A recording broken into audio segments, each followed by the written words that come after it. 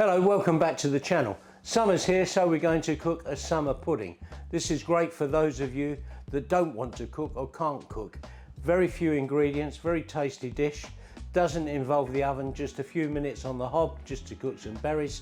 And you'll see that this is a very, very easy dish to do. So watch along and I'll show you how to do it. Right, the first thing we do with this dish is to cook the fruit. This is a dessert dish for those who can't cook. And I know there's many of you out there like that. This is so simple, I'm not being condescending, but this is really easy to make and I'm sure you'll find it very tasty. The main ingredients are raspberries, mixed berries and strawberries. And what we do is we put all these into the pot, cook them, release the juice and then put the dish together. So I'll do that now. First thing I'm going to do is to put the sugar in here. This is light brown sugar and there's 380 grams of this. And I'm putting this in first because I want it to caramelise a little bit. I've already got the heat on, not too high. The temperature you want on this is round about 100 degrees and that ensures that it won't burn. Right, what I want this to do is just to caramelise a little bit and it just enhances the flavour of the whole dish.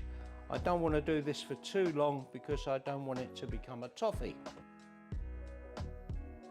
Okay, that's the sort of consistency you want.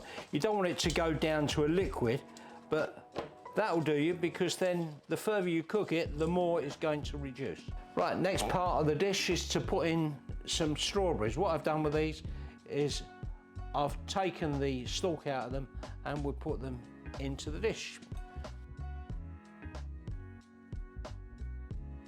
Here we're going in with the frozen berry mix. In here are strawberries and raspberries, but you've also got lots and lots of winter berries in here, and they're good, believe it or not, for a summer pudding. Last of all, in go the raspberries.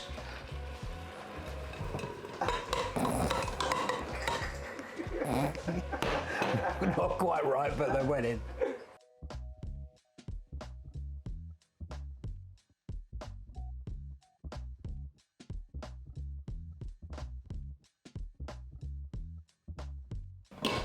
The cooking is done. That's what it looks like. There's all the juices and we strain that off into a bowl.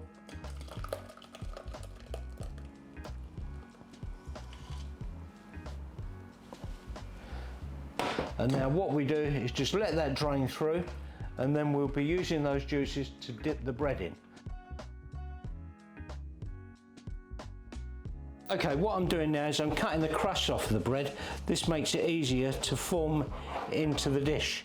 So cut them off all the way around. You will have to do a little bit more cutting of the bread when you assemble the dish, but the first thing to do is to take the crust off.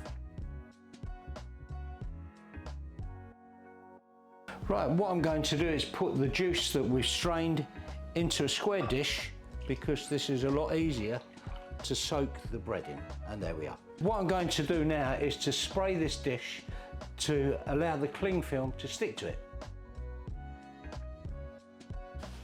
Right, you want plenty of cling film for this because you want it to overlap so that you can fold it over the top. Right, what I'm going to do now that I've got the cling film in here is to dip the bread into the berry juice and then line the tin with it. Wear gloves, otherwise you'll be wearing berry juice for the rest of the week.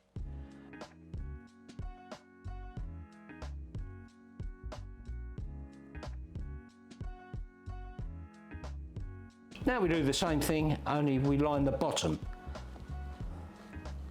There we are. What we do now is put the berry mixture into the bread.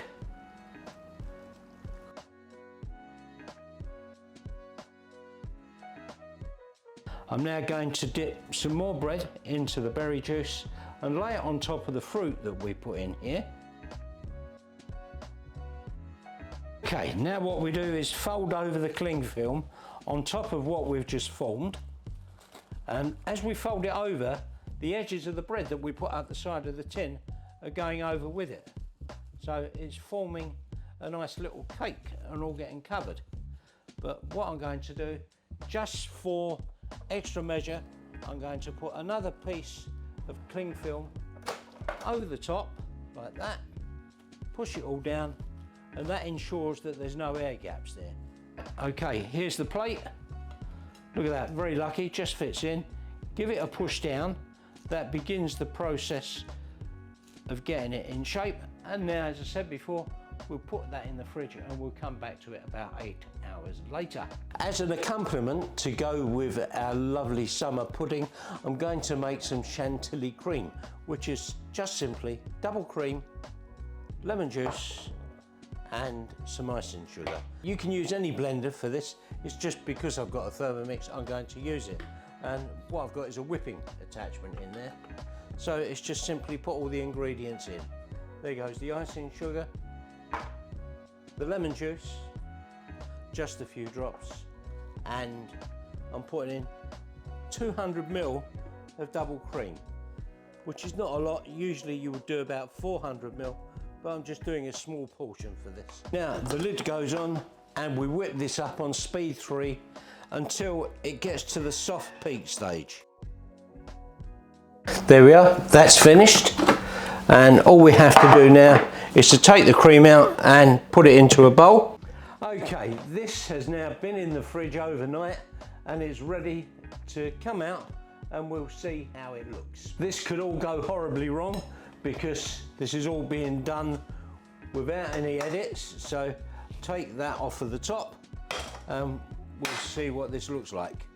We'll pull all the cling film off. Okay, so I'm going to put a plate on the top of that and then turn it over,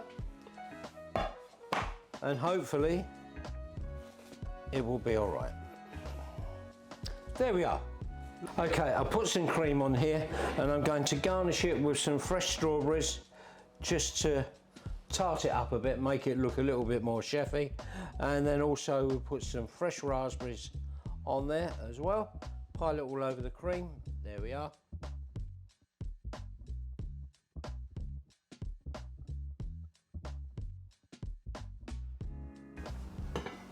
There we are, summer pudding done.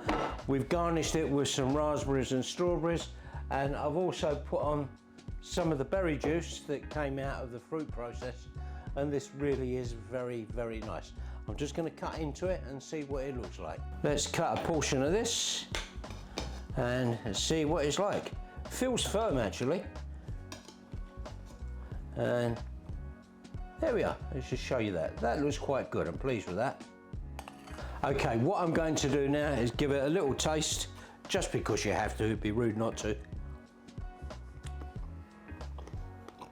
That is very nice. Try to make it, and I'll see you next week for another video. Bye.